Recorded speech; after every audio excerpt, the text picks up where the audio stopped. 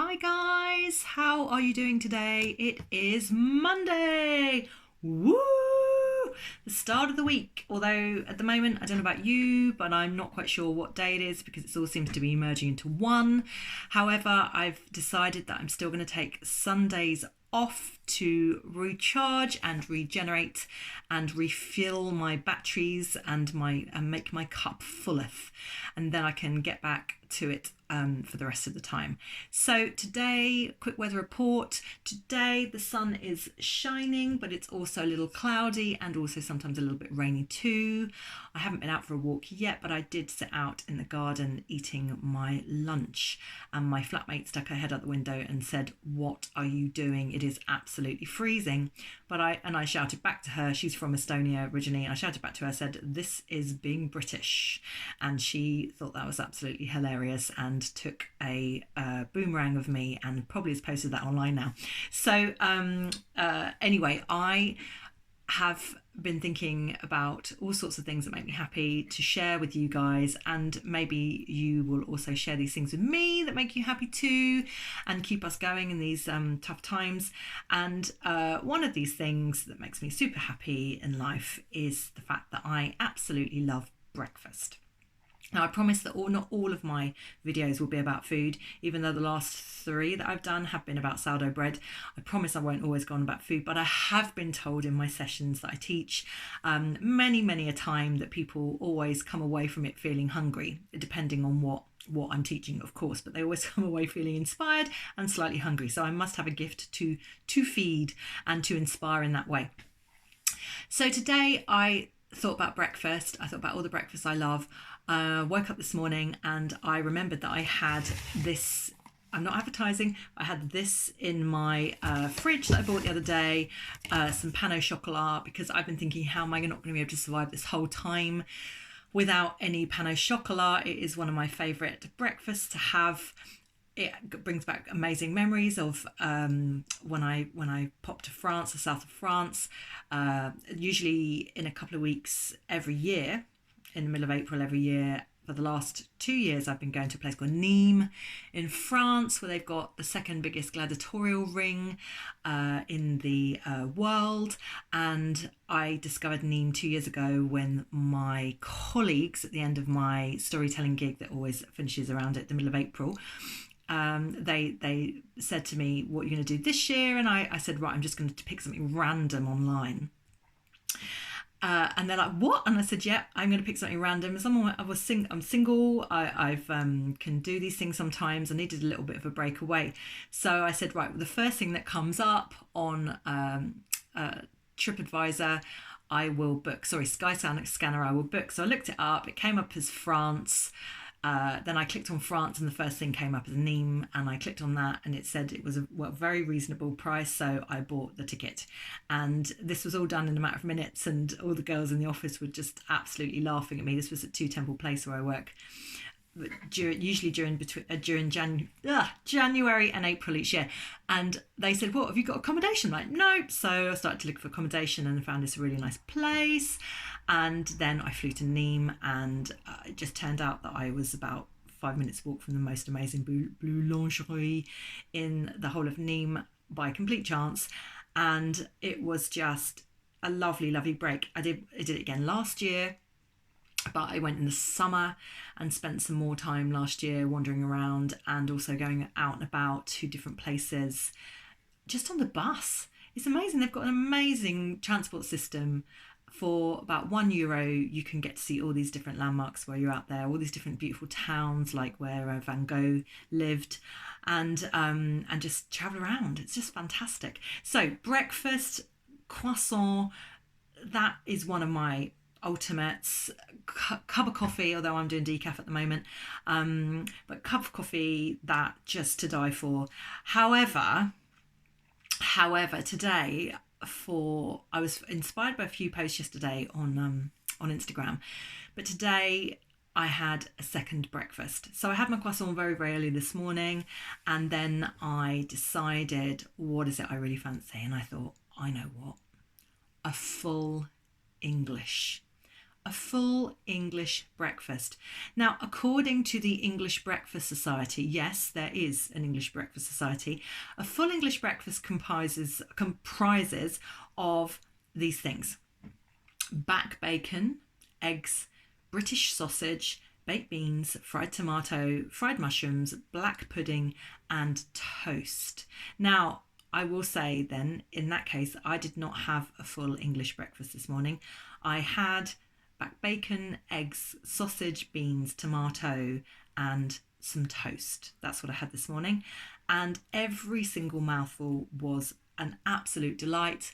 I had an English breakfast cup of tea from this very, very nice company that make beautiful English breakfast tea bags. And I sat out in the garden, wrapped in a blanket, and I ate the whole lot. And I haven't done that for such a long time. But do you know what? It felt good. It grounded me to my Anglo-Saxon roots, which I'll reveal in a second. It made me feel like all of those times in my distant past where it's absolutely raining cats and dogs, and being British, we're trying to have a good time outside when it's freezing cold, but we still manage to, because that is one of the things of being British. You just always have to kind of lift yourself to enjoy yourself. It doesn't always come easy here. It's kind of part of our nature and part of our culture. So interestingly, I thought, I know what I'll do. I will do research on breakfast. Now, what I love about this is, like I said, I could eat breakfast morning, noon and night. Well, I didn't know, but Somerset Maugham wrote a comment about breakfast, which is, to eat well in England, you should have breakfast 3 times a day. Yes, yes, yes. We are kindred spirits. I'm going to start following him on Instagram. Little joke there, but if I'm sure that if he was still alive today, he would be on Instagram and he would be posting pictures of breakfast amongst other things. I need to do a little bit more research on him. However, in terms of my breakfast today, like I said, I had a slightly smaller version, but it was absolutely delicious. And I thought I'd do research the history. So the English Breakfast Society I had a look at, and other different posts, and it turns out the English breakfast actually started its life as it is in the 1300s, in the Middle Ages, and it started with the gentry.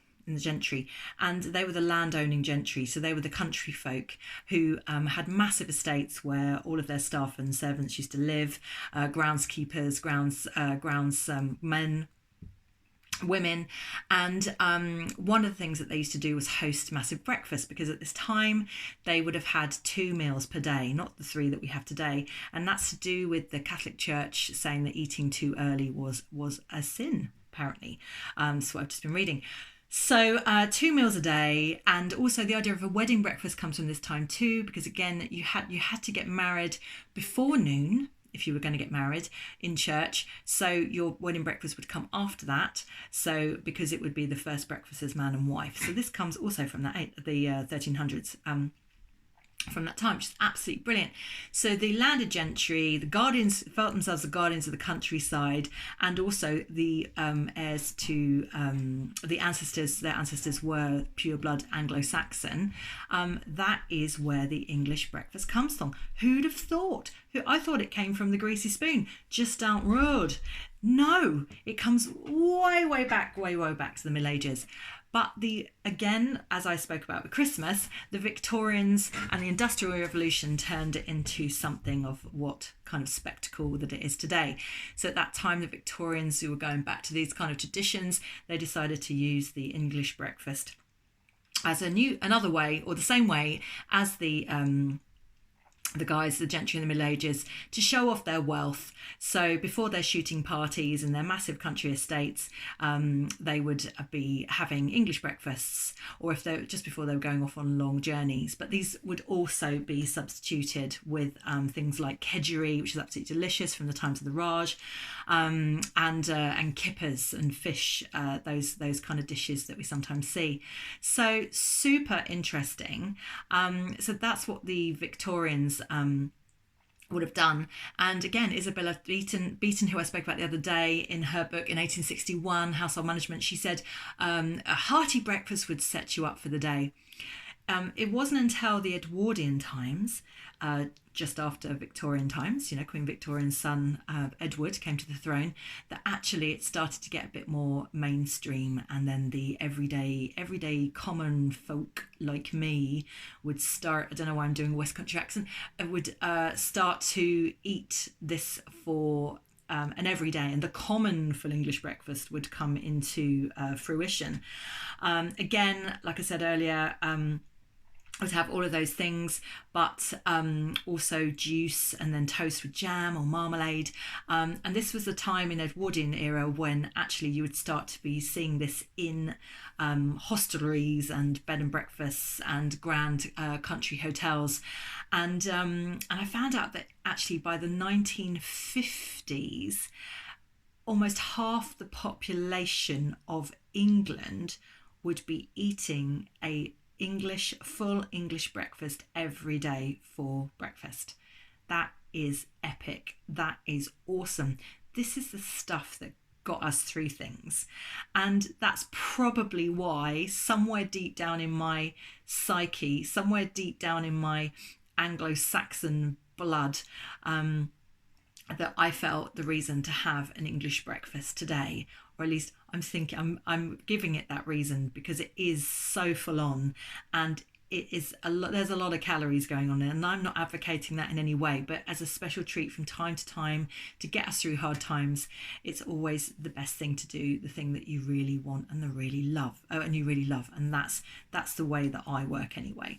So today, English breakfasts, well, you've got to get it down the greasy spoon. There aren't so many of them around, but maybe, with all of this going on, it might be something that will start coming back into fashion in a really big way, because it is such an English thing. And after all, it has been going on the way we have it now for 2 centuries, but then all the way back to the Middle Ages. And that's pretty mind-blowing for just simple things such as sausage, eggs, bacon, and baked beans and toast. I mean, how awesome is that? So anyway, I'm leaving you with that. I'm considering if I'm going to have a third breakfast today. I'll let you know tomorrow if I do. If I do have that third breakfast, I am going to make these this evening. Is that really bad? If not, I will save them for breakfast tomorrow, because I think during these times, you really should be thinking every morning, getting your plan together of what's going to get you up the next day. And you've got something like that waiting for you, that's going to get you up. All right, take care. Lots of love. Bye-bye.